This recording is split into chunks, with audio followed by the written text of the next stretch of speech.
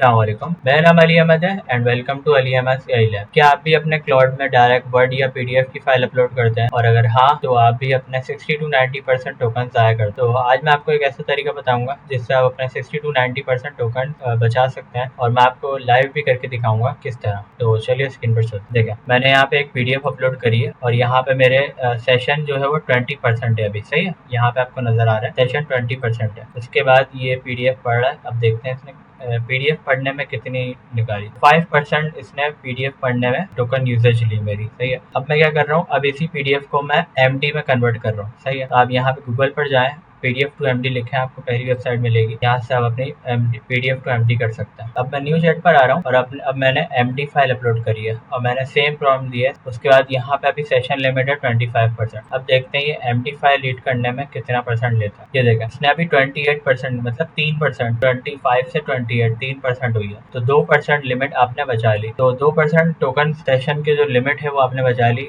इस तरह से मैंने आपको तरीका बताया, लाइव करके दिखाया। तो होता ये है असल में, पीडीएफ और वर्ड डॉक्यूमेंट में जो फॉर्मेटिंग होती है वो भी आपके क्लाउड की मेमोरी में जाके सेव हो जाती है, जिसका कोई फायदा नहीं होता। आपको बस कॉन्टेक्स्ट देना होता है।